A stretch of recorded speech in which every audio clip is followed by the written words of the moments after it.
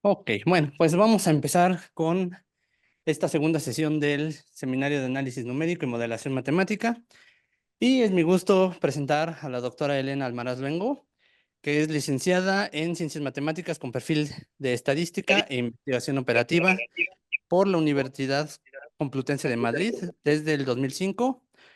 Es licenciada en Ciencias y Técnicas Estadísticas también por la Complutense de Madrid desde el 2007 y graduada en Administración y Dirección de Empresas por la Universidad Nacional de Educación a Distancia desde el 2015. Además de esto, es doctor en Ciencias Matemáticas con perfil de Estadística e Investigación Operativa por la Universidad Complutense de Madrid desde el 2009, perdón, y posee un máster en Matemáticas Avanzadas con perfil de Estadística e Investigación Operativa desde el 2010 por la UNED. Actualmente es profesora permanente laboral en el Departamento de Estadística e Investigación Operativa de la Facultad de Ciencias Matemáticas de la Universidad Complutense de Madrid. Forma parte del Instituto de Matemática Interdisciplinar y es miembro del grupo GAS-UCM, que es el Group of Analysis, Security and Systems. Y su investigación actual se centra en técnicas estadísticas, probabilidad y aplicaciones en seguridad, entre otras. Y nos va a platicar acerca de baterías de tests estadísticos, diseño, uso y aplicaciones. Bueno, adelante, doctora. Buenas tardes, bueno, buenos días para vosotros. Quería agradecer la oportunidad de poder participar en esta sesión. Quiero agradecerte a ti, Rubén Becerril, por tu invitación y al resto de miembros de la universidad. Y sin más dilación, voy a comenzar con esta charla que bueno, he titulado Baterías de test estadísticos, diseño, uso y aplicaciones, y pretende ser una visión general sobre el trabajo que llevo realizando estos últimos tiempos y que tiene muchas aplicaciones en distintas áreas.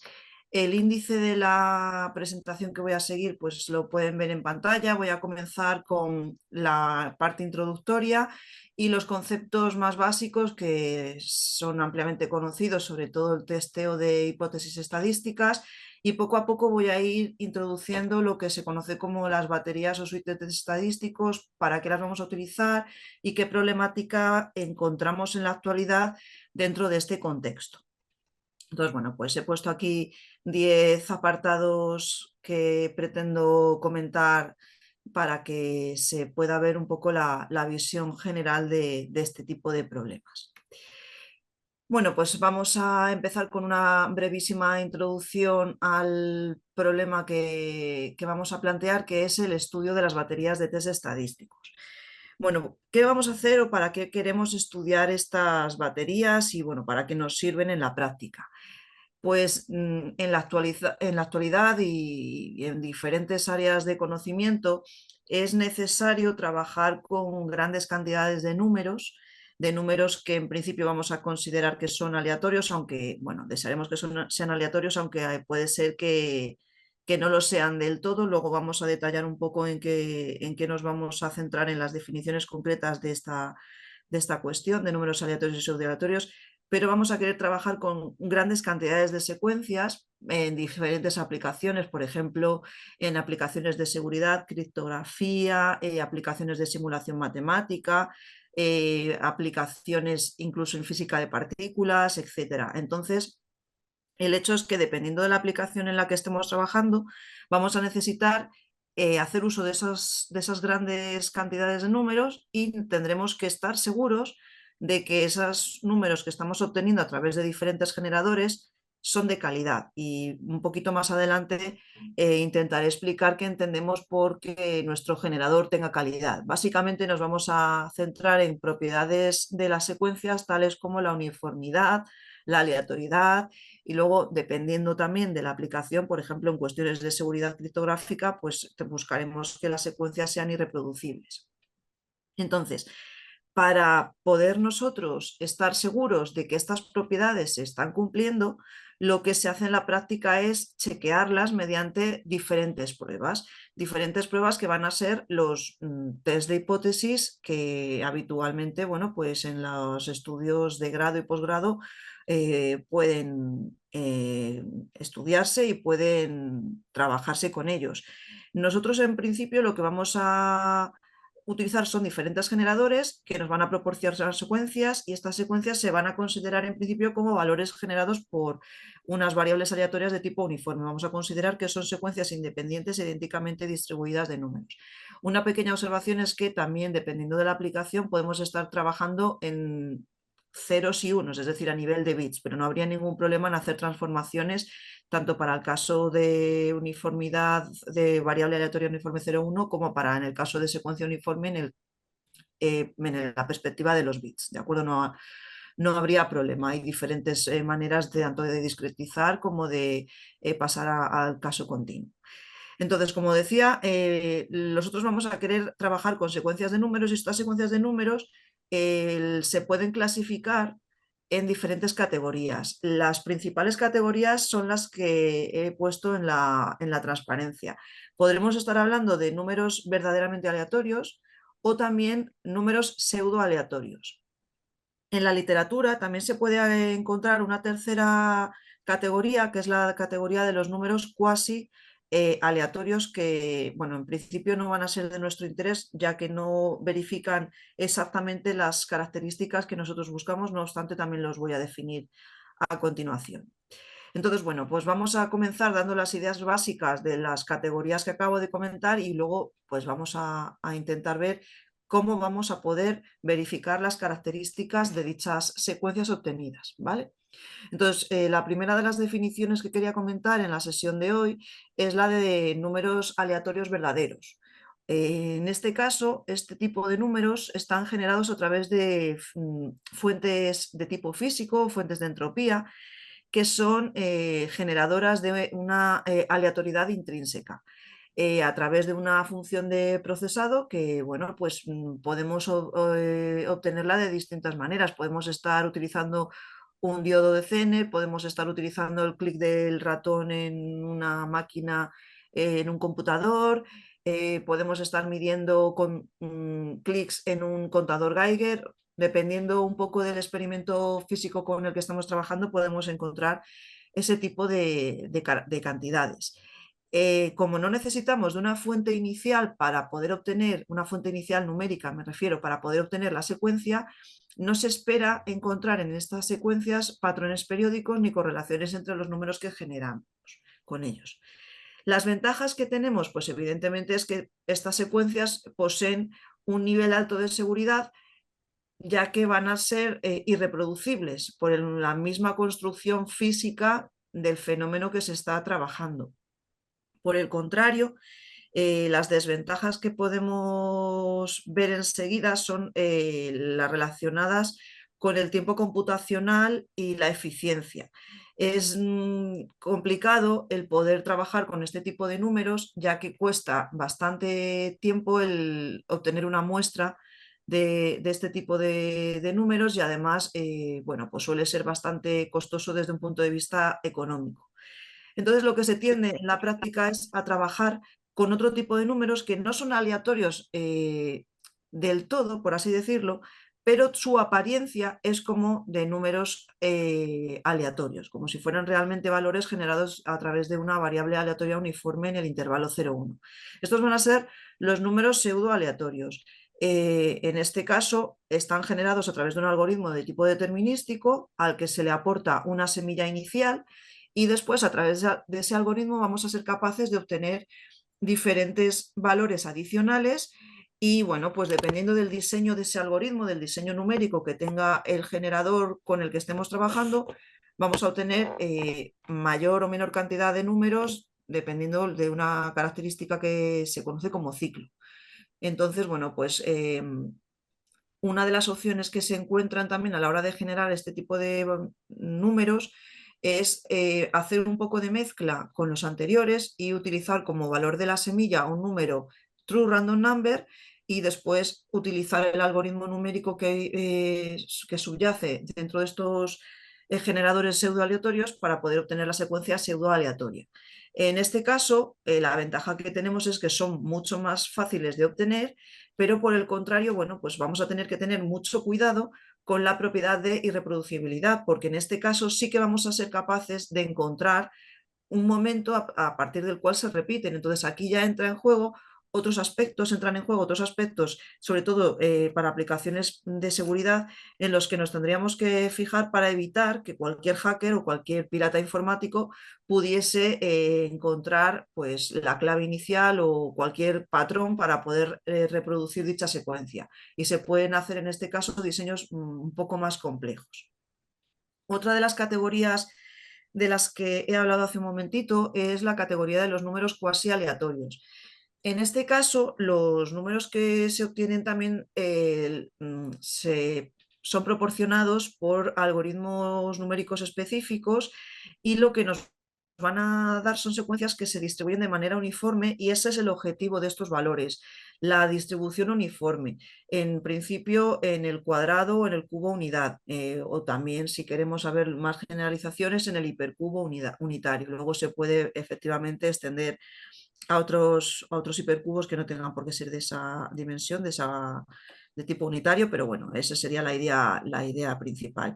El problema que tenemos con este tipo de números es que cuando aumentamos la dimensión no vamos a ser capaces de encontrar pruebas estadísticas que nos permitan realizar los chequeos.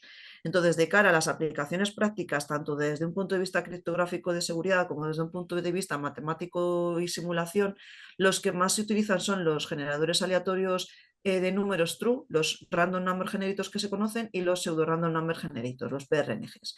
En este caso, ya comenté hace un momentito, se pueden ver desde un punto de vista de generación de números en el intervalo 0-1 uniformes, o también desde un punto de vista de la generación de bits, de valores 0-1. Entonces, una vez que nosotros hemos conseguido nuestra secuencia de valores, los tendríamos que utilizar como input para otro problema. Por ejemplo, si queremos simular el comportamiento de clientes en una fila de espera, o si queremos ver el comportamiento del mercado inmobiliario en una determinada zona a través de un modelo de simulación, o si queremos hacer un modelo de generación de claves pues para tu uso personal o para tu banco, lo que fuera, necesitamos testar primero si esos valores que tenemos entre manos son aceptablemente buenos. ¿En qué sentido?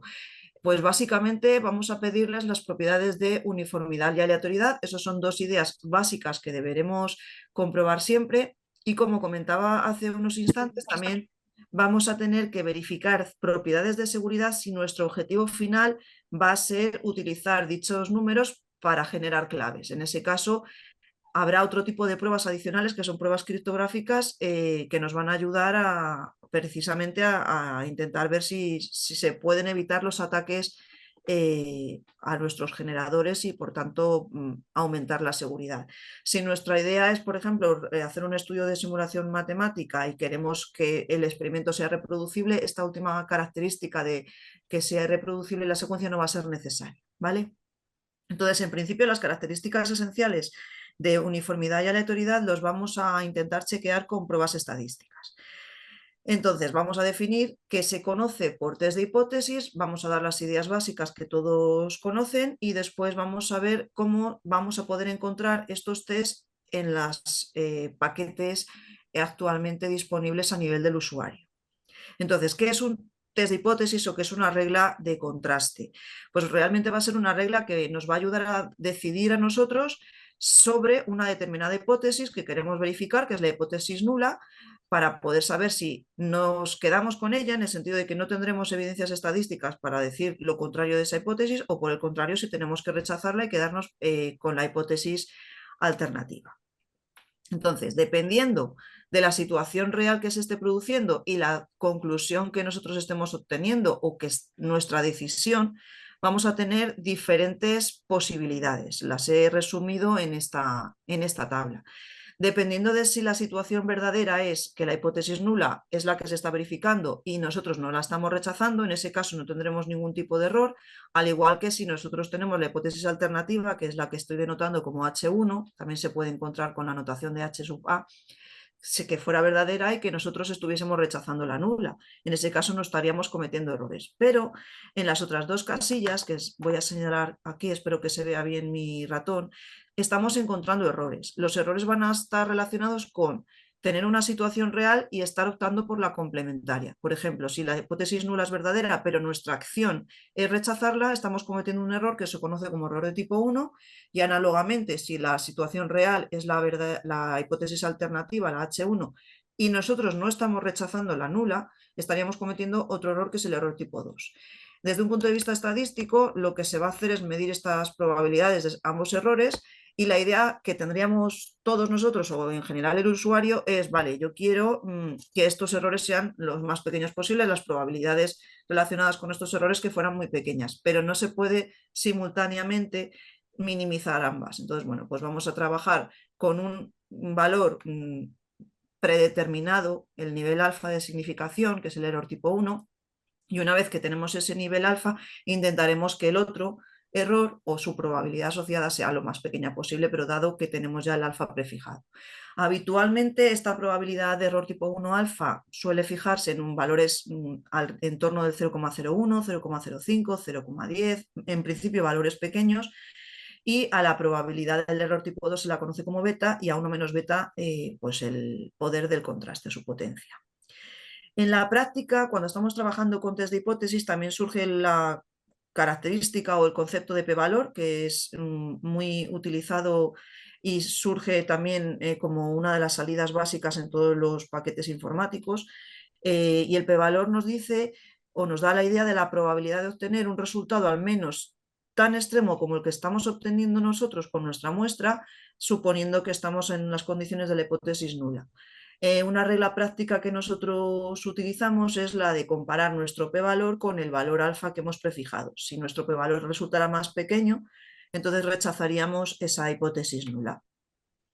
Entonces, una vez que ya tenemos la idea de lo que sería un test de hipótesis, nosotros ahora vamos a dar un paso más, y es que cuando queremos nosotros hacer los chequeos sobre las propiedades de nuestras secuencias, no vamos a ir seleccionando, pues voy a coger un test de este libro, voy a coger otro test de este otro programa informático, etc. Lo que se hace en la práctica es utilizar conjuntos de test de hipótesis, conjuntos de test que se conocen como baterías de test estadísticos o suites de test.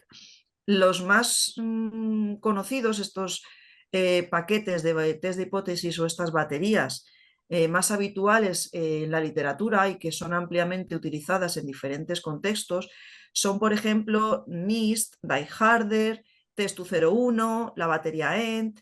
Entonces, bueno, lo que voy a hacer a continuación es comentar brevemente, porque no me quiero meter tampoco en detallar absolutamente todos los tests y todas las interfaces que tienen estas baterías, pero sí que quiero por lo menos dar las referencias básicas por si hay algún tipo de interés en utilizarlas, para que puedan verlo en detalle después y con calma si fuera necesario. Entonces voy a empezar describiendo algunas de ellas. He puesto los ejemplos que tengo aquí en pantalla, aunque ya les digo que existen bastantes baterías adicionales y los últimos trabajos que he estado publicando también versan sobre esas otras baterías. Inclusive pues, uno de los últimos papers que he revisado también es otra batería nueva adicional a esta, la SPY. Pero bueno, vamos a ir poquito a poco y vamos a empezar con la batería de NUT. Esta es la primera batería que se usó en criptografía y consta de los test de hipótesis que pueden ver en pantalla. Una de las observaciones que debo hacer también es que los tests que aparecen en las baterías suelen ser todos de tipo no paramétrico. ¿De acuerdo? Entonces, bueno, pues muchos de estos tests después se utilizan en otras. De hecho, esta batería es la primera que se creó y ya no se utiliza porque, bueno, tiene ciertas dificultades técnicas y también de interpretación con los resultados y, bueno, pues al final se han ido mejorando los conjuntos de test y esta ha quedado un poco pues aparte y simplemente se suele hablar de ella como nivel histórico para seguir un poco el guión de tiempo, de espacio-tiempo, para saber por qué surgió y cómo ha ido después avanzando la investigación en este sentido. Entonces, bueno, pues los test de hipótesis que están englobados dentro de esta batería son los que tienen en pantalla. Muchos de ellos les sonarán porque son muy utilizados y se estudian también en los estudios de grado y posgrado, y son test que aparecen a su vez en otras baterías posteriores. La siguiente batería que surgió fue la batería Die-Hard de Marsalia en el año 95, que consta de los test que he puesto en pantalla. La desventaja que tiene esta batería es que, si bien mejora la anterior, sigue teniendo problemas de tipo computacional, ya que los parámetros que aparecen en la programación son fijos y tiene un poco de complicación técnica a la hora de ser manejada desde un punto de vista computacional.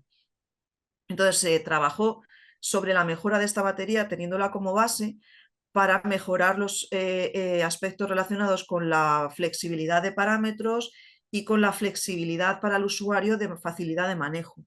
Y surgió la batería Die-Harder, que es una batería más moderna del año 2014 debido a Brown y otros. Y esta batería incluye los test de la batería previa de Die-Hard, incorpora el test de Kolmogorov-Smirnov, el test de rachas y adicionalmente los test que he citado en esta transparencia. Esta batería se puede descargar de internet a través de la página web de la Universidad de Duke y bueno, pues en ese caso la programación de la batería está diseñada específicamente para una máquina de Linux, aunque es verdad que existe una versión para Windows a través del programa R. Se puede utilizar la interfaz de R para poder manejar también estos tests, en particular se llama R de Hardware. Pero bueno, si uno quiere descargarse la batería original tendría que ir a esta web y puedes ahí encontrar diferentes versiones, siempre se suele ir a la última o a la penúltima porque son las que están chequeadas y bueno, pues también tiene una plataforma en la que los usuarios pueden comentar, se encuentra abierta a nuevas aportaciones y es una batería muy completa, la batería Die-Harder. He puesto en pantalla la interfaz para R. Si se fijan, bueno, pues sería entrar, descargarse el programa de R, descargarse la aplicación R Die-Harder con todos los elementos adicionales que ya sabemos que necesitas cargar las librerías, etcétera. Bueno, pues sería cargarte RDiHarder y llegarías a una pantalla donde puedes encontrar los test de hipótesis que también están en la versión de Linux. Muchos de ellos vienen con la palabra Die-Hard delante para hacer referencia a que están utilizando los test originalmente creados para Die-Hard. Y luego también encontramos otros que tienen las siglas STS, estas son relacionadas con la Statistical Test Suite de NIST. ¿De acuerdo? Y bueno, luego existen otros tantos que son los que expresamente están diseñados para esta batería. La batería Die-Harder, si la aplicamos en R, pues es un poquito más pesada de manejar en el sentido de que tenemos que ir de uno en uno los resultados. En cambio, en la versión de Linux es un poco más potente en el sentido que tienes los resultados más rápido. Pero bueno, en cualquier caso, un usuario de Windows también podría utilizar la batería original a través de un programa como MinGW, ¿vale? Un programa de ayuda para poder conectar con la parte de Linux, un parche que llamamos nosotros. También con Die-Harder tenemos la opción de utilizar diferentes generadores. Estos son los que están disponibles en la aplicación. Y bueno, pues existen versiones del Twister de Mersenne, por ejemplo, estos de aquí. También tenemos otros generadores como el RAND, que son un poco peores, pero bueno, hay bastante variedad para poder pues, generar tus propios números y después hacer las pruebas necesarias. Estos sí son bastante útiles, sobre todo para problemas de simulación y para empezar a trabajar con ellos. Si uno quiere trabajar con otro tipo de generadores que fueran criptográficamente seguros, ya tendría que ir un poco a diseños más especiales, utilizar un Blanc-Blanchet o utilizar mezclas con el FSR, XOR, etcétera. Pero bueno, uno puede utilizar la propia interfaz para obtener secuencias de valores. Otra de las baterías muy conocidas es la batería NIST, está desarrollada por el Instituto Nacional de Estándares y Tecnología de los Estados Unidos en el año 2001 y es una de las más famosas, se utiliza muchísimo y bueno, pues incorporan los test que he puesto en pantalla, muchos de ellos están repetidos en las anteriores, en muchos de ellos también podemos verlas en Die-Hard o incluso en NUT. Y bueno, pues en este caso la batería original tenía algunos problemillas en las programaciones de los test que luego fueron mejorados, y también podemos encontrar la batería disponible para descargar a través de la página web del NIST. Y en este caso, pues también tenemos las ventajas de que han elaborado un material bastante interesante sobre toda la interfaz, sobre la definición de todos los test de hipótesis que están incorporados ahí. Además, incluyen ejemplos prácticos sencillos para que uno sepa exactamente cómo funciona, cómo se están manejando los test, etcétera. En principio también este tipo de batería está diseñada para trabajar en una máquina de Linux, están diseñados, están escritos en ANSI C, pero lo dicho, se puede a través de MinGW o cualquier otro parche trabajar a través de una máquina de Windows con esta pequeña ayuda externa, ¿de acuerdo? En cuanto a la interfaz que vamos a encontrar, si nosotros hacemos la llamada, sería la que acabo de poner en pantalla. Tenemos la opción de incorporar una secuencia de valores pues, a través de tu pendrive o a través de tu memoria externa, lo que necesitas es en cada caso, que sería la opción de incorporar archivo. Pero después también la propia plataforma nos deja pues, generar valores con algunos determinados generadores, que son los que tenemos aquí, desde el número 1 hasta el número 9, que son bastante conocidos en la literatura. Nuevamente, si uno quiere chequear uno específico, tendría que generarlo aparte y después cargarlo como un archivo externo y a trabajar con ello. Tenemos la parte donde están los test de hipótesis, se pueden ir de uno en uno, se pueden hacer la generación completa y bueno, pues nos va a sacar un resultado de todos los test que se seleccionen para poder chequear, y también unos informes finales en formato TXT para que se puedan interpretar fácilmente. Otra de las baterías muy conocidas en la literatura sería la batería Testu01, que está propuesta en el año 2007 por Le Cuyer y Simard y otros autores. Nuevamente está implementada en C. Es la más flexible de las que he comentado hasta ahora y es más eficiente en el sentido de que permite trabajar con tamaños de muestra bastante mayores que las anteriores. Y he hablado de que es una batería, pero se podría ver como un compendio, un conjunto de baterías. Tendremos las baterías diseñadas para trabajar a nivel de bits y a nivel de uniformes 0,1. Estarían Small Crash, Crash y Big Crash por un lado, y luego Rabbit, Alphabet y Block Alphabet, que serían para trabajar a nivel de ceros y unos.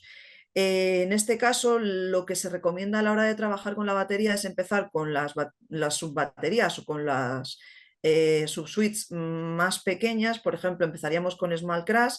Si se consigue pasar esa batería, ir a la siguiente, a Crash, y si no, a Big Crash.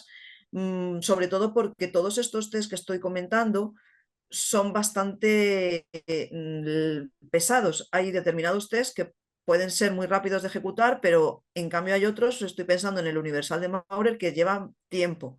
Y si queremos chequear muchas secuencias, pues eso lleva un tiempo computacional y necesitamos tener la máquina trabajando, y dependiendo de nuestra capacidad de memoria, pues a veces incluso la tenemos que dejar solas sin hacer otro proceso adicional para evitar que se nos quede bloqueado el ordenador. Entonces es importante saber qué test tenemos que pasar y en qué orden aplicar estas baterías para evitar problemas como los que estoy describiendo. La batería se puede descargar en esta página web también y es bastante fácil también de manejarla. Luego voy a comentar otra batería que sería algo diferente de las anteriores. Es la batería END propuesta por Walker, es del año 2014 y es la que usan en la página web de random.org. En este caso, a diferencia de los anteriores, esta batería lo que nos va a dar es el valor de un estadístico, que es el de la chi cuadrado, y unas medidas.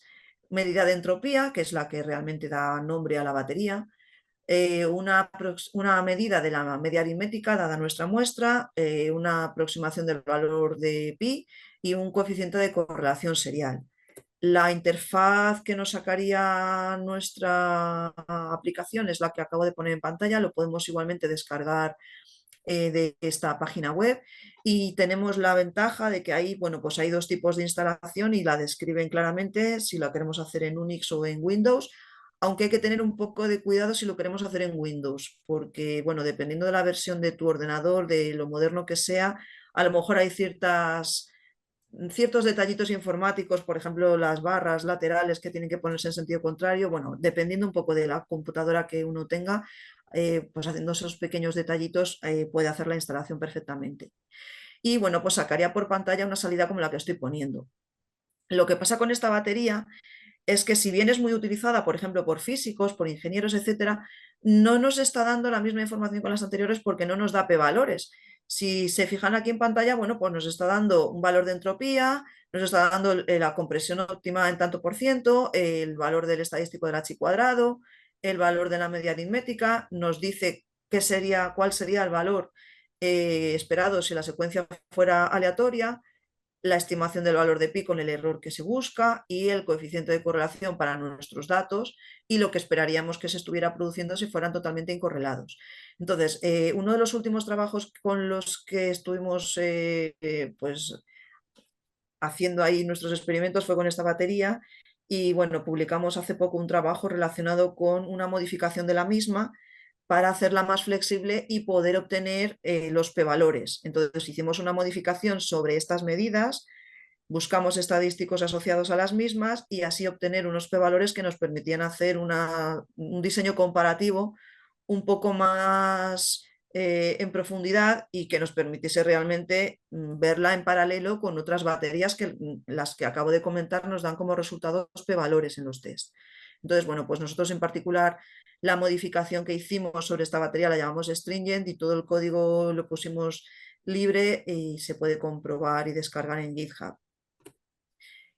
Y bueno, pues una de las desventajas principales que tiene esta batería y que también fue objeto de un artículo de investigación que hemos publicado hace relativamente poco, es que a pesar de que es muy sencilla de utilizar y de que es la básica para random.org, sí que existen problemas de dependencia entre los elementos que nos está proporcionando, entre estos valores de test, y además existe la posibilidad de engañarla, es decir, que nosotros diseñamos 3 generadores pues trucados que fuimos capaces de pasarlos por la batería y de obtener resultados muy favorables de tal manera que nos estaban dando el OK a unos generadores que eran manifiestamente trucados y falsos y no eran para nada aleatorios.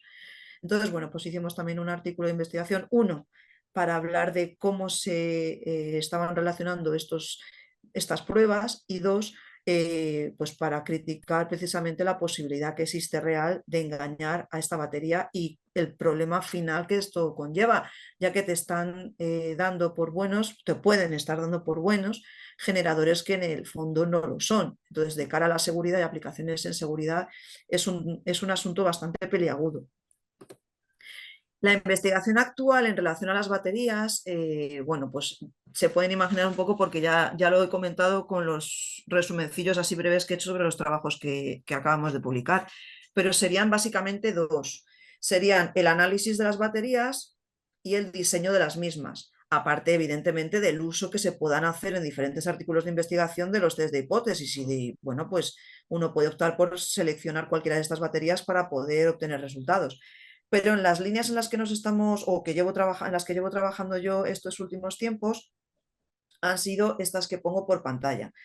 Analizar la batería, ¿en qué sentido? Bueno, pues en el sentido de que, como ya he comentado hace un momento, dependiendo de la aplicación que quieras, tendrás que asegurar ciertas propiedades y además lo que quieres es que los resultados te surjan o te vengan de una manera computacionalmente eficiente y rápida. No vamos a esperar a que se nos quede el ordenador colgado o a estar una semana para obtener un resultado cuando lo podemos obtener en 3 días. Entonces, el análisis de las baterías va a estar versado principalmente en ver si los test de hipótesis que están allí incluidos están midiendo lo que realmente queremos y si no tenemos mediciones redundantes, es decir, si no hay relación entre los test que las componen. Y como punto segundo, el diseño de las mismas, que sería una derivada evidente del primer punto que acabo de comentar, es qué test son los que realmente podríamos escoger para crear lo que se conoce como una batería definitiva, una batería óptima. A esta segunda pregunta ya les puedo adelantar que no hemos encontrado respuesta, es decir, no hay una batería óptima ni existe un número específico de test que nos vaya a decir, venga, con 27 test o con 12 test o con 10 vas a obtener una verificación o una cobertura perfecta de la comprobación de las propiedades de tu generador. No, de momento no hay respuesta tan contundente a ese hecho. Pero sí que hemos hecho distintos avances, sobre todo a la hora de encontrar relaciones entre los test que conforman baterías. Hemos llegado a ciertas conclusiones sobre qué baterías de las existentes en la actualidad son las más eficientes. Y bueno, pues hemos hecho algunos otros trabajos, como el que decía, de analizar la batería por completo, analizar la batería Philips, TSU01. Bueno, ahora voy a intentar resumirlo de manera más breve. Y vamos a pasar entonces a qué medidas estamos utilizando, podemos encontrar en la práctica para verificar relaciones entre test. Y voy a empezar primero comentando ideas básicas sobre determinadas medidas muy conocidas por todos, como pueden ser la correlación de Pearson. Si nosotros tenemos dos variables aleatorias X e Y, la definición del coeficiente de correlación de Pearson poblacional es la que pueden ver en la fórmula número 1, en la que COP está indicando la covarianza entre las variables y las sigmas X e Y serían las desviaciones estándar de las dos variables respectivamente. Lo más cercano que encontremos este valor en términos absolutos a 1 nos estará diciendo que hay más relación de tipo lineal entre esas variables. Habrá una correlación más importante entre ellas, en valores en términos absolutos cercanos a 1. Si lo queremos hacer, si lo que nosotros queremos hacer es la comprobación desde un punto de vista práctico, tomando una de las muestras concretas, utilizaremos la fórmula número 2, que sería el coeficiente de correlación muestral, y en esa fórmula X barra y barra estarían denotando las medias muestrales de las muestras X e Y que hubiésemos obtenido nosotros de nuestras variables correspondientes. Este coeficiente de correlación es uno de los más conocidos, como he dicho hace un momento, y es uno de los más importantes para detectar relaciones de tipo lineal. ¿De acuerdo? Entonces, es una de las cuestiones que podríamos nosotros intentar llevar a nuestro estudio de baterías, es decir, podríamos intentar tomar nuestras muestras de datos, en este caso nuestras muestras serían los p-valores que nos arrojarían los distintos test de las baterías e intentar ver si existe algún tipo de correlación entre ellos. Lo que pasa es que, insisto, estaríamos midiendo relaciones de tipo lineal. ¿Vale? Otra de esta idea que estoy diciendo de cómo vamos a poder intentar llevar esta idea de la correlación a nuestro estudio de baterías estadísticas se puede ver en distintos artículos de investigación bastante recientes. He puesto aquí algunos de ellos. Al final de la presentación dejaré en pantalla algunos de ellos. Y bueno, pues ya os digo que sería la posibilidad de analizar esa relación lineal. Existen otras aproximaciones, también siempre intentando ver qué relación existe entre los test, y una de ellas es la aproximación a través del fail-fail ratio. Es una medida que se desarrolló en la referencia número 14, que luego ya les mostraré, y lo que nos dice esta aproximación es que si nosotros estamos trabajando con dos test de hipótesis, T sub 1 y T sub 2, y estos test son incorrelados, lo que vamos a esperar es que el resultado que obtengamos con uno de ellos, ya sea acertar el test o no pasarlo, pues no iba a influir en lo que estaría pasando en el segundo test. Entonces, podríamos definir nosotros una probabilidad, la probabilidad de fallar el test T sub 1 en secuencias que habían fallado T sub 2, y eso podría ser una medida de la correlación entre estos test. Y eso sería, esa probabilidad es lo que se conoce como la fail-fail rate. Podríamos definir igualmente, siguiendo esta idea, el pass-fail ratio, el pass-fail ratio, y bueno, pues esas definiciones las pueden ver en detalle en la referencia número 14 que luego les muestro, y se puede utilizar, bueno, pues para analizar también los test de hipótesis de una batería a través del cálculo de esas probabilidades.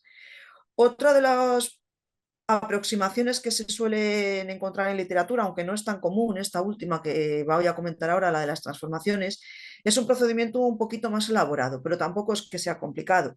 Lo que hace este procedimiento es evaluar los p-valores, comparar la muestra de p-valores originales con una transformación. Entonces, lo que se hace es analizar las relaciones de dependencia entre los datos antes de la transformación y después de la transformación. Si los resultados de dos test en los datos transformados y sin transformar son similares, se podría decir que hay una similaridad estructural, por así decirlo, entre los test, Y si en cambio nos estaban produciendo unas modificaciones importantes, pues sí que tendríamos que tener en cuenta esa transformación, incluirla en la batería para incrementar el coverage o la cobertura de la batería. En este caso, la idea subyacente es que se está trabajando con la batería completa y se está intentando seleccionar un conjunto determinado de test que sea lo más amplio posible o que esté cubriendo lo máximo posible las distintas características que se deseen medir o la característica que se desee medir desde diferentes puntos de vista. Estoy, por ejemplo, pensando en una situación de uniformidad, pues ya sea por bloques o en términos globales, o lo mismo con la situación de encontrarse o no patrones, o con un test de rachas en términos globales o en términos de ventanas móviles. Entonces, en este contexto, las transformaciones que se utilizan suelen ser bastante sencillas, intentando además que sean fácilmente interpretables. Algunas de las transformaciones que se pueden encontrar son las que he puesto en pantalla, el swap de bits, el swap helps, bueno, bastantes transformaciones, he puesto aquí las más importantes y sobre todo, bueno, pues la idea que subyace es intentar ver si merece la pena incorporarlas para hacer una batería que sea más potente o que tenga mayor cobertura a la hora de la verificación de las propiedades. Esta aproximación se utiliza o está descrita en la referencia 15 y también se utiliza en las referencias 4 y 5 que les diré después. Son de los mismos autores o de autores que están relacionados a través de pues, una tesis de uno o de otro, vamos, que son de la misma escuela, por así decirlo. Otra de las aproximaciones, que en este caso solamente la he encontrado en mi investigación en el documento oficial de NIST, que es el análisis factorial. Esto lo hacen ellos, los autores de ese material de la batería NIST, del Instituto de Tecnología, de Estándares y Tecnología de los Estados Unidos, y lo hacen para vender su producto, en el sentido de que ellos aplican sobre un conjunto de generadores 161 test, utilizan los p-valores, utilizan después una transformación a través de la inversa de la función de distribución acumulada de la variable aleatoria normal en el intervalo 0,1 y bueno, pues hacen un análisis factorial sobre esos resultados. Llegan a la conclusión de que se extraen 161 factores, bueno, y ellos a través de una justificación formal que hacen en su documentación les sirve para decir que, bueno, que su batería está compuesta por test que realmente no son redundantes, pero esa conclusión no es así. De hecho, nosotros hemos trabajado en el análisis precisamente de la batería NIST y hemos publicado trabajos en los que efectivamente se demuestra la interrelación en determinados test de la batería NIST. Entonces, bueno, pues como digo, es una aproximación que solamente he visto utilizada en la documentación oficial de NIST para justificar que es una batería eficiente y que tiene un número de test lo suficientemente amplio, justo y necesario para poder hacer un chequeo completo. Otra posibilidad es hacer una evaluación general de las correlaciones, pero esto que voy a comentarles ahora, que está desarrollado en la referencia 6, no es más que una comprobación de un test de bondad de ajuste del H cuadrado, como ven a continuación. Lo que se hace en esta aproximación es comparar, o se desea comparar dos test de hipótesis. Vamos a denotar por f sub x y f sub y a las densidades asociadas a las muestras de p-valores que obtenemos. Y si estas características fueran independientes, bueno, pues en principio estaríamos esperando que trabajásemos con variables aleatorias uniformes, independientes. Lo que se hace a continuación es crearse la función diferencia de las dos variables que estarían relacionadas a su vez con t sub x y t sub y, que serían los test de hipótesis que estamos intentando comprobar. Y esta sería la relación que tendría la función de densidad de esa variable aleatoria diferencia. Lo que se haría es generar las dos muestras, generar la distribución de la resta de las muestras concretas que hemos obtenido y hacer un test de bondad de ajuste de nuestra densidad práctica que hemos obtenido con nuestra muestra con la densidad teórica que esperaríamos obtener, que no sería más que esta fórmula número 3. Entonces, esta aproximación lo desarrollan en la referencia 6 y ellos lo aplican como caso concreto a los test de la batería NIST. Yo le llamo la batería NIST, estoy todo el rato hablando de la batería NIST, pero bueno, sería NIST SP822 la que es más utilizada y la que se está analizando también en este tipo de estudios y que hemos utilizado también nosotros para hacer toda la crítica de los test interrelacionados que tiene esta batería.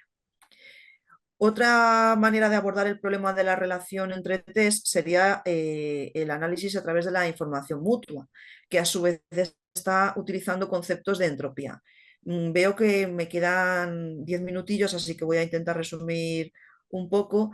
Y bueno, pues esta es la aproximación más moderna que existe a la hora de analizar los distintos test. Tiene la ventaja de que ya no se va a centrar solamente en relaciones de tipo lineal, sino que también va a ir un poco más allá, va a intentar buscar relaciones no lineales.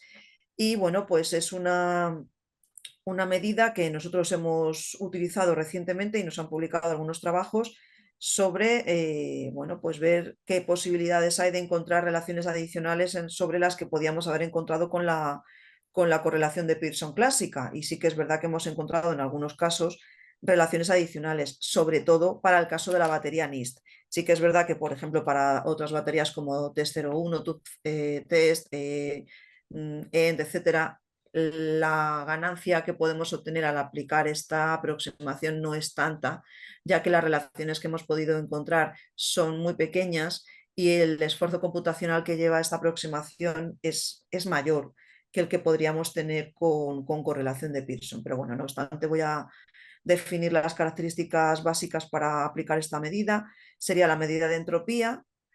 También la podemos encontrar como la entropía diferencial, que está definida con esta fórmula número 4.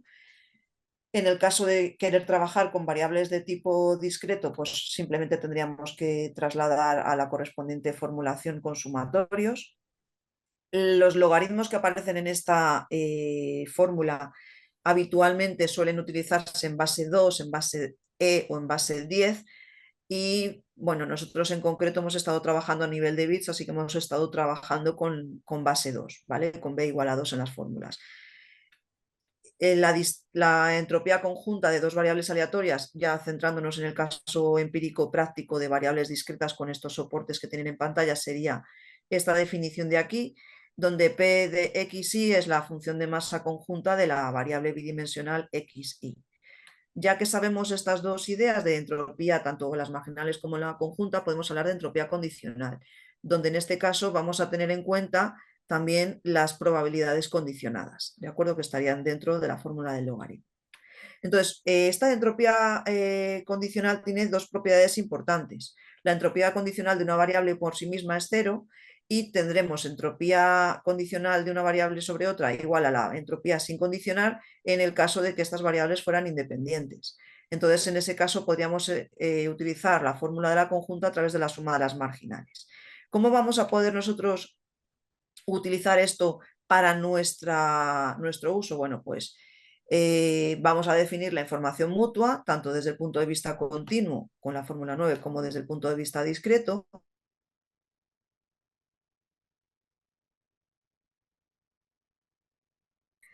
Los resultados que obtendríamos nosotros a través de los test de hipótesis.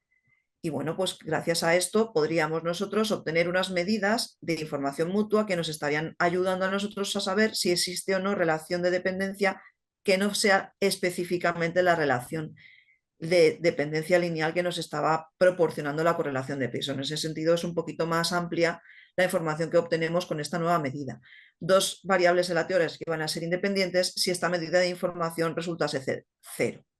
¿Vale? Entonces, esta idea es la que nosotros hemos utilizado para chequear relaciones adicionales en baterías estadísticas, ya les digo, como NIST, como END, TESUT 01, TUF-TEST, hemos aplicado esta medida y los resultados más importantes sobre relaciones de tipo no lineal se han dado sobre todo en la batería de NIST. ¿Vale? En las otras hemos encontrado algunas relaciones, pero no tan determinantes como en el caso de NIST. Bueno, en la referencia 10, voy a ir un poco más rápido aquí en esta parte, para ver la bondad de este método o para ver cuán preciso pueden ser los resultados que estamos obteniendo. Igual que con la correlación de Pearson tenemos el test de significatividad de las correlaciones, para el caso de los resultados con información mutua, en la referencia 10 utilizan bueno, pues la información mutua normalizada, en particular, bueno, no he puesto la fórmula, pero en particular sería la misma fórmula que he puesto antes de la información, pero dividida entre un coeficiente que sería el mínimo de las informaciones y dependiendo de la medida o de la escala, podríamos simplemente, si estamos trabajando a igualdad de valores, pues utilizar solamente uno de ellos para dividir en la fórmula. Y ellos lo que utilizan en la referencia 10 después es un test de permutaciones para poder permitir así saber cuán significativos son los resultados que se están obteniendo con la información mutua. Lo que nosotros hemos ampliado de cara al estudio de la significatividad es hacer más medidas de información mutua, aplicar un test de Kolmogorov-Smirnov sobre la información normalizada y también hemos utilizado gráficos de dispersión para saber cómo se están distribuyendo estos resultados de los test por parejas que estamos pues analizando en cada caso. Nosotros hemos aplicado estas medidas en varias baterías estadísticas. Originalmente ya les digo que Karel Algo y otros autores lo aplicaron hace poco para la batería NIST. Nosotros mejoramos el estudio de estos autores ya que ellos, bueno, pues habían hecho el análisis sobre los resultados en bruto, por así decirlo. Había que tener un poco de cuidado con los resultados que estaba arrojando NIST a la hora después de aplicar los métodos de dependencia y bueno, tuvimos resultados más precisos que ellos y adicionalmente nosotros los aplicamos a otro tipo de baterías y vimos pues cuán bueno es este nuevo método o qué ganancia tenemos a la hora de aplicar la metodología con información mutua. Hicimos además un desarrollo de tipo computacional y de efectividad para tener un poco la idea del tiempo que lleva en el fondo el trabajar con esta medida. Y bueno, esto sería un poco la charla que les quería comentar hoy. Algunas de las referencias que he estado citando las pueden ver en pantalla. Esta es una de las más actuales que hemos hecho para ver la interdependencia de test. En este caso nosotros hicimos una medida de sensibilidad, definimos una medida de sensibilidad diferente a estas que he comentado, pero bueno, como el trabajo era un poco más denso, he preferido ir a tener una visión más global. El trabajo de Burcio y Simon está directamente relacionado con la batería NIST. Bueno, he puesto la de Cover y Thomas porque es una referencia básica sobre teoría de la información. Y luego los actores Dogan, Oxoy y otros se han centrado en analizar la batería NIST desde diferentes perspectivas, básicamente utilizando correlación y bueno, también han utilizado transformaciones en muchos casos. Fan, Chen y Gao son los que utilizaron la técnica de la medida general, con eso que les he comentado hace un ratito, de aplicar realmente un test de bondad de ajuste del H cuadrado. Y bueno, pues hay algunos papers más, no me voy a centrar en comentar todos porque ya se me va el tiempo, pero bueno, si tienen interés en alguno de ellos, pues me pueden escribir un email, lo podemos hablar ahora sobre estas referencias y bueno, pues quedo a la espera de cualquier comentario o sugerencia que deseen hacerme y muchísimas gracias por su atención. Espero que les haya parecido interesante eh, pues esta idea de esta nueva línea de investigación y que puedan utilizarla en el futuro si desean trabajar en este contexto. Muchísimas gracias. Voy a dejar de compartir pantalla, así, para poder ver la, la sala. Vale, pues ya está. Muchas gracias.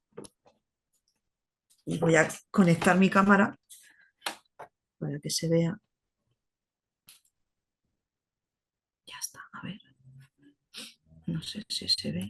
Sí. Ok, Hola, muchísimas gracias. Hola. hola, Este, buenas.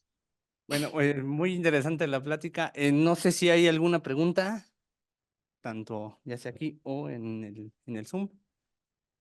O sugerencia de mejora, cualquier idea está bien Claro, recibida claro. porque es una línea de investigación muy nueva y la verdad es que incluso, bueno, pues al principio con los resultados que íbamos obteniendo, incluso teníamos duda de a qué revistas había que mandar las cosas, porque como era todo tan moderno, pues no teníamos esa búsqueda adicional de fuentes buenas para poder publicar y bueno, tuvimos tuvimos suerte y la verdad es que han salido bastantes trabajos en esta línea y, y es bastante interesante. Es divertido trabajar con esto.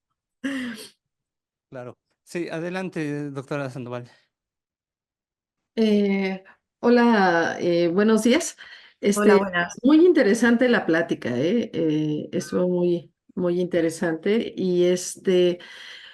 eh, y yo tengo una pregunta, me surgió una pregunta. Yo ahorita estoy metiéndome a redes neuronales convolucionales Ujú, y se ve clasificación no lineal, pero esas redes empiezan con números aleatorios.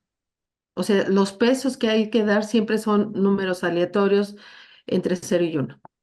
Ajá. ujú, Y entonces, yo sé que esto de las baterías, por lo que nos explicó, es para generar números que sean seguros, ¿no? Cadena de números que sean seguras. Entonces, mi pregunta, ¿sería muy costoso agarrar esa cadena de números, esos números aleatorios, para trabajarlos en redes neuronales donde tenemos que hacer miles y miles de epochs de pruebas en una red? O sea, son decenas de miles de pruebas, ¿eh? O sea, ujú. A ver, yo creo que para un problema de redes neuronales sí que sería costoso, aunque nosotros no lo hemos utilizado en ese contexto.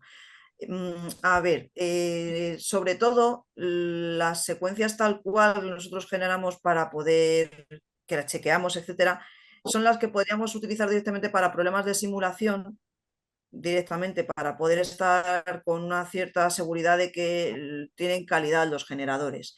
Estoy pensando, por ejemplo, muchas veces, eso me ha ocurrido a mí en la facultad, de estar trabajando con el MATLAB para hacer una sesión con los alumnos para generar un problema de colas y que, bueno, pues al cabo del rato se le repitiese el número y decías, caramba, si lo estoy haciendo con el generador de MATLAB, porque me está saliendo lo mismo. Bueno, pues existen ciertos problemas relacionado sobre todo, pues eso, con que realmente no estás utilizando números aleatorios, sino que son pseudo aleatorios.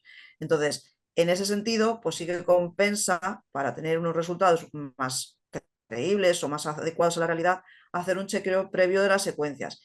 También es verdad que en la literatura ya existen clasificaciones y yo he hecho estudios sobre los distintos generadores pseudo aleatorios que existen en aplicaciones prácticas para tener una idea de cuáles son los más adecuados en cada contexto. Y ya se sabe que hay determinados generadores que ya ni se plantea uno el utilizar.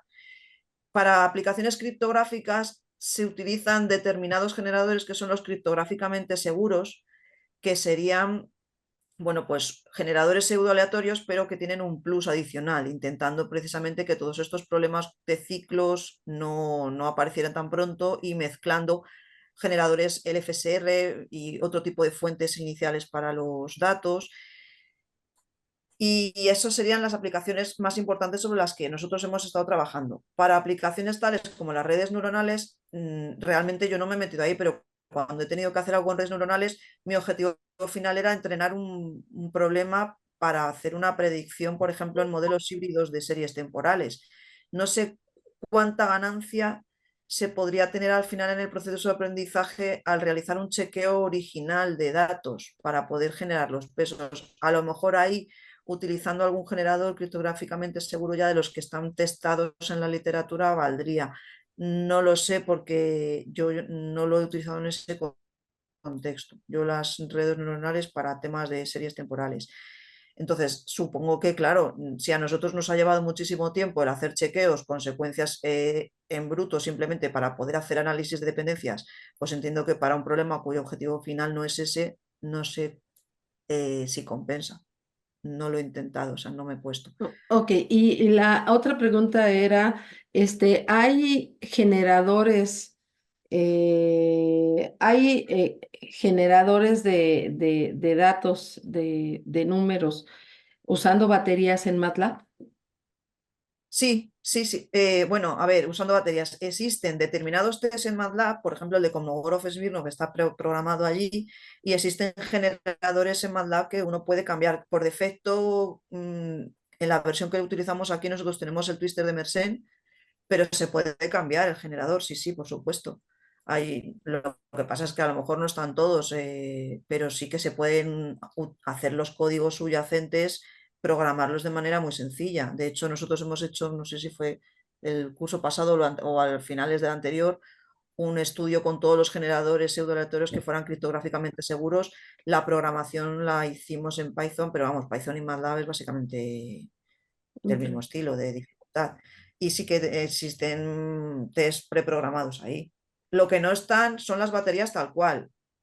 Sí que es verdad que si uno se pone a trastear en internet para buscar batería NIS para hecha en maldad, pues a lo mejor encuentras algún repositorio en GitHub o algo así, pero no está oficialmente considerado, que a lo mejor pues, puede haber algún fallito o lo típicas webs donde estás compartiendo datos o archivos y bueno, pues el grado de seguridad que tengas de que eso esté bien hecho. Sí que está DieHarder entera en R, eso sí que se puede encontrar directamente. Y ahora mismo estamos trabajando en la implementación para plataforma de Windows de la batería NIS, pero ya con flexibilidad de parámetros. Pero vamos, sí que se puede encontrar. Generadores en MATLAB se pueden encontrar perfectamente ya. Ok, pues muchas gracias, muy amable. Gracias. Gracias. ¿Alguna otra pregunta? Gracias. Nada. Si no, yo sí tengo una pregunta. Bueno, bueno, ya que nos Dime. describiste todas las baterías que existen para, bueno, para Bueno, no esta... todas, no todas, ¿eh? Bueno, Hay muchas bueno, más, o sea, una buena cantidad, todas estas baterías las más que nos conocidas. describiste, por lo menos, sí. Son muy variadas en cuanto, por ejemplo, al número de tests. ¿Esto es porque tienen algún objetivo en particular los autores que las describieron originalmente o por qué, cuál era la intención de que sean tan variadas? Pues depende. Hay algunas, como estoy pensando en la Spring o CryptX, que fueron desarrolladas específicamente para un fin y entonces los autores escogieron unos test determinados porque les venía bien para la aplicación práctica que ellos estaban haciendo. En la aplicación, en la batería END, por ejemplo, que es la más diferente así de las que se pueden encontrar, la idea es utilizarla para cuestiones de física, básicamente, y cuestiones ingenieriles. Entonces, para ellos es muy importante tener una medida de entropía. Aunque si tú quieres utilizar esa batería siendo estadístico, pues la verdad es que prefieres utilizar una que te dé p-valores o stringent, por ejemplo, que es la modificación que hicimos nosotros. O incluso dices, ¿para qué quiero yo utilizar la medida de entropía si es inversamente, bueno, tiene una relación inversa totalmente con la medida de chi cuadrado? O sea, es que encima en el estudio que hicimos nosotros era una relación lineal totalmente decreciente entre una y otra, dependencia absoluta entre las dos medidas. Entonces, la aplicación ellos lo hicieron porque para sus fines de física les venía bien. Luego, DieHarder es una batería que intenta unar todo lo que tiene NIST, incorporando además otro tipo de test que el usuario va introduciendo. Y entonces, bueno, pues ahí sí que es verdad que tú puedes seleccionar qué test quieres. Pero lo más importante, los más famosos, sí que están presentes en básicamente todas. Si tú te vas a Small Crash, que es una selección pequeñita de test, vas a encontrar muchos que están en NIST, en DieHarder vas a encontrarte también los de NIST, porque lo que se intenta es analizar las características desde diferentes perspectivas, pero sí que es verdad que, claro, en algunos casos la información que te están dando es redundante. Y si tú, por ejemplo, tienes como resultado que fallas un par de test y esos test tú no sabes que son redundantes, puedes estar pensando que tu generador está fallando por dos puntos distintos de diseño. Y en el fondo están fallando en el mismo aspecto, porque los test que te están dando la respuesta están muy relacionados y están repitiendo información. Y ahí tiene una primera parte de problemática en relación a la interpretación que tú le des, y otra segunda parte, la problemática del tiempo. Y otra cosa que no he comentado, para no extenderme demasiado, y es que existe el problema de que si tú a medida que vas aumentando el número de test de hipótesis, claro, la probabilidad alfa que tú estás seleccionando ya no es la misma. Tienes que tener cuidado y eso es uno de los puntos negativos que tiene la documentación oficial de NIST, que en uno de los trabajos que hice lo pusimos de manifiesto. Y es el problema conocido en estadística multivariante de la multiplicidad de los test de hipótesis y cuando uno estudia intervalos de confianza simultáneos. Entonces, claro, la idea es intentar seleccionar un número de test que sea justo y necesario. O sea, que no te vayas a incorporar test adicionales cuando pueden resultarse redundantes y no te van a aportar información adicional. Pero vamos, que en respuesta a lo que me comentas, dependiendo del diseño de estudio que se estaba haciendo, pues los autores escogían unos u otros. Pero los más importantes suelen estar presentes en la gran parte de las baterías, sí. Ok, sí, muchas gracias. Ah, Bueno, Ujú. pues agradecemos a la doctora Almaraz por su participación. Muchas gracias, fue muy interesante la plática. Gracias a vosotros y espero de verdad, me hubiera gustado estar en persona porque les echo mucho de menos, me acuerdo muchísimo cuando estuve allí y deseo de verdad poder repetir y podernos ver en persona y bueno, pues poder tener la oportunidad de trabajar juntos y hacer cosas bonitas porque la verdad que son maravillosos, de verdad, les aprecio mucho. Claro, ojalá que sí, yo creo que sí se va a dar. Muchísimas Pero bueno, gracias. pues nos estaremos viendo pronto. Muchas Igualmente. gracias. Gracias a Hasta Gracias, luego. vosotros. Hasta luego, buenos días allí, buenas tardes aquí. Adiós. muchas Adiós. gracias. Luego. Hasta luego. Hasta luego. Bye.